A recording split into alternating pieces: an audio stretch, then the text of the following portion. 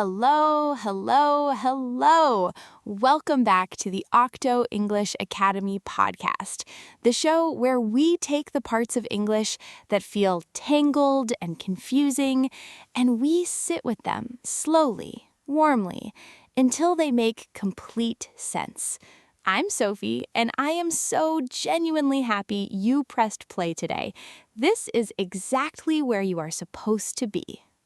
Hello, everyone. I'm Jamie, and I love what Sophie said, exactly where you are supposed to be. Because I think sometimes learners feel like they are behind, like everyone else already knows this and they missed something. And I just want to say clearly from the beginning, you have not missed anything. You are right on time.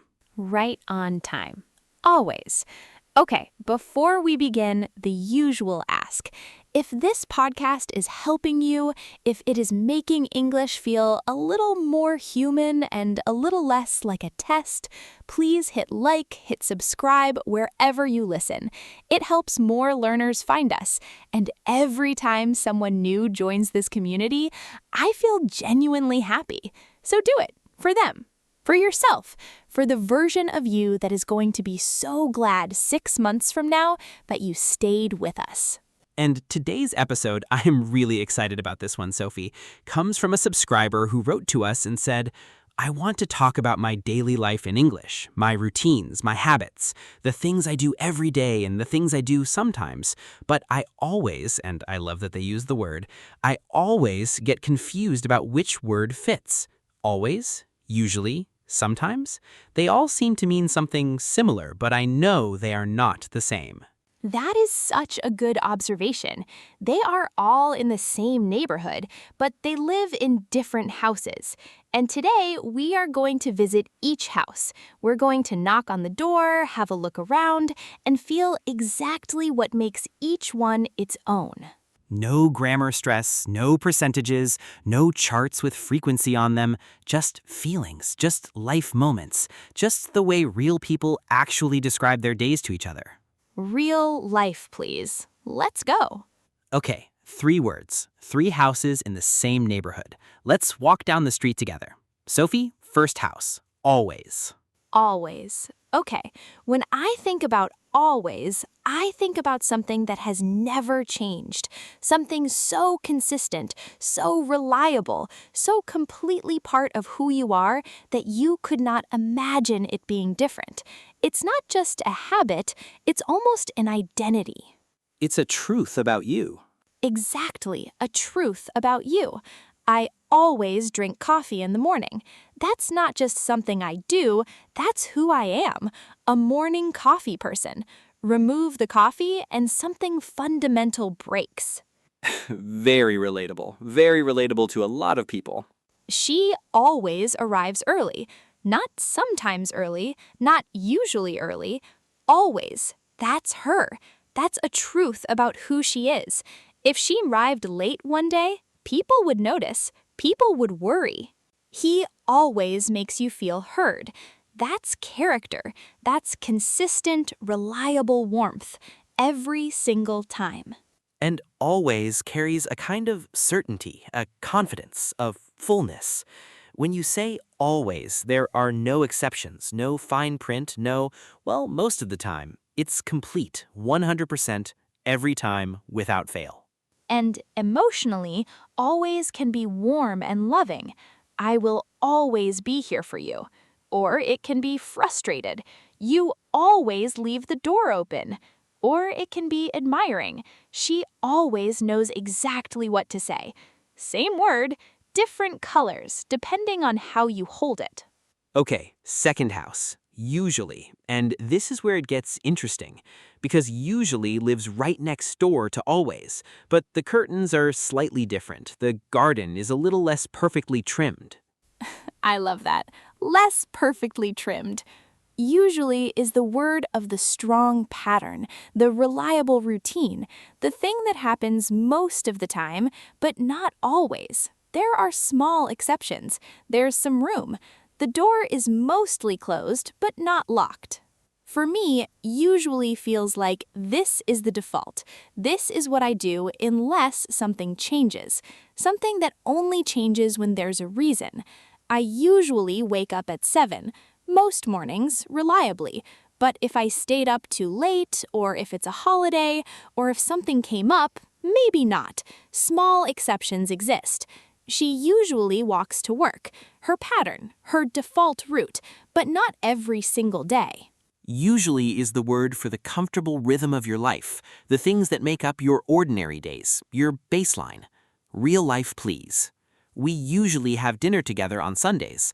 Not always, families get busy, but Sunday dinner is the rhythm, the intention, the usual. He usually calls on his way home. It's expected, it's the pattern, and if he doesn't call one day, it's a small surprise, not a crisis, just unusual.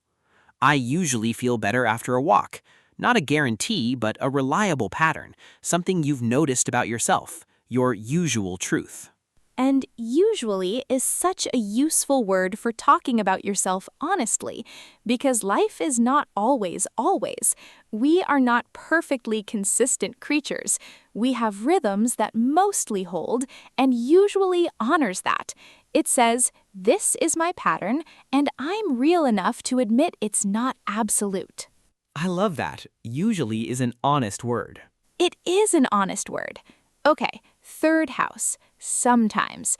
And sometimes is the most relaxed house on the street. The one with mismatched furniture and plants everywhere. No strict rules, just whatever happens. Sometimes is the word for the occasional, the irregular, the thing that happens now and then without a strong pattern. Not often enough to be a habit, not rarely enough to be unusual, just sometimes. It's the word for the in-between things, the things that add color to your life without defining it. Sometimes I take a different route home. Not always, not usually, just occasionally when the mood takes you. Sometimes she calls just to hear my voice. Not a routine, not expected, but it happens, and it's lovely when it does.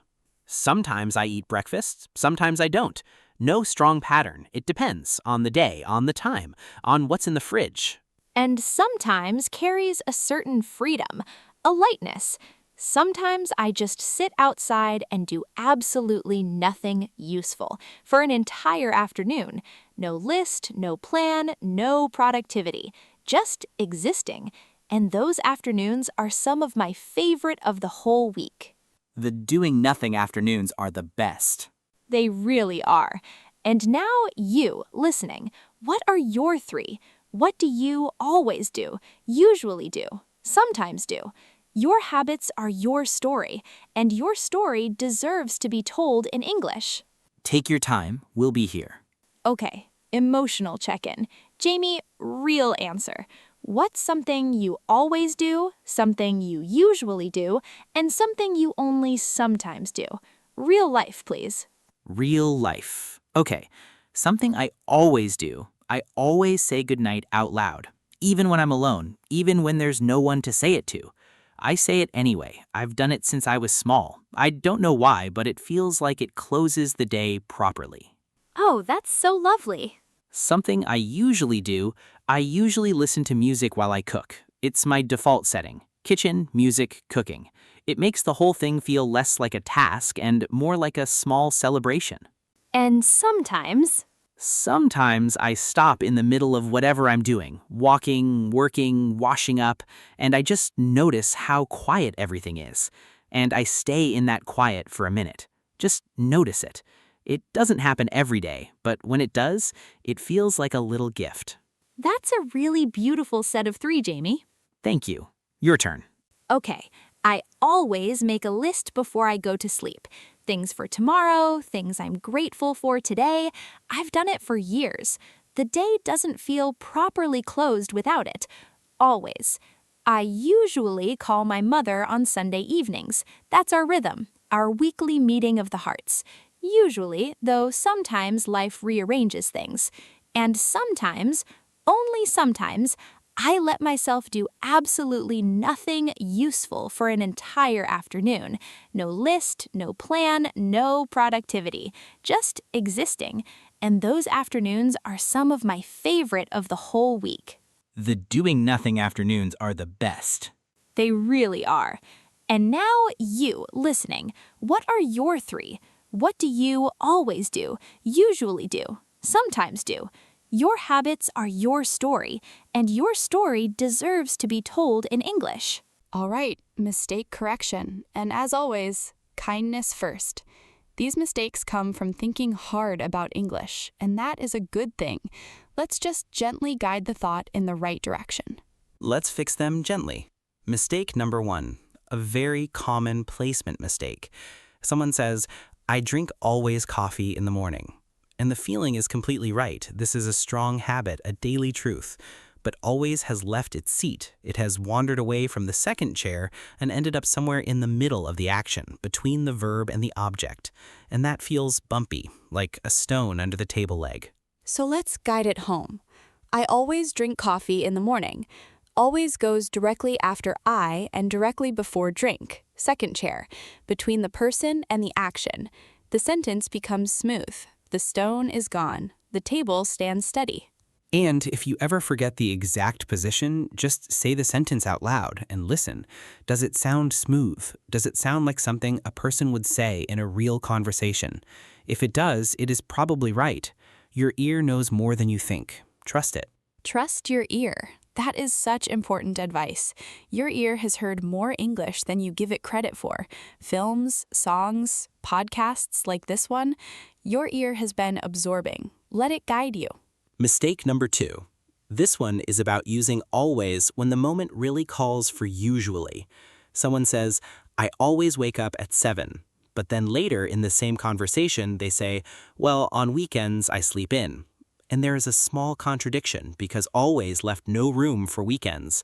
Always said no exceptions, but exceptions exist. And this is such a human, understandable mistake, because in your mind, the habit feels absolute. It feels like always. But language needs to match the reality. And the reality has weekends, has exceptions, has the occasional sleep-in on a rainy Saturday. So usually is often the more honest choice for habits that have small exceptions. I usually wake up at 7. That leaves room for the weekend, for holidays, for the nights when sleep comes late and mornings come differently. It's still a strong habit, still your pattern, but it breathes. And usually actually sounds more natural for most habits, because most habits are usually habits, not always habits. True always moments are rarer than we think, and when you use always for the really absolute things, it carries more weight, more truth. Save always for the things with no exceptions. Let usually carry the reliable but human rhythms. Save always for the things with no exceptions. That is a good rule of feeling. Mistake number 3, word choice confusion in questions and answers. Someone hears the question, do you ever cook at home? And they answer, yes, I ever cook at home. And I completely understand where this comes from. Ever appeared in the question, so it feels natural to bring it into the answer. But ever is a question word. It belongs to questions. It asks, at any point? Did it happen at any time? It's the open, searching question. In the answer, you do not bring ever with you. You leave it at the door of the question, and you choose the word that matches how often. Yes, I sometimes cook at home, or yes, I usually cook at home, or yes, I always cook at home. I love it. Ever opened the door, your frequency word walks through it. Ever opens the door. Your frequency word walks through it. That's such a clean way to remember it. I'm quite pleased with that one. You should be. Okay. Confidence moment. This is the part where you speak. No waiting, no shrinking. Say it with us right now. I always try. I usually make progress, and sometimes that's more than enough.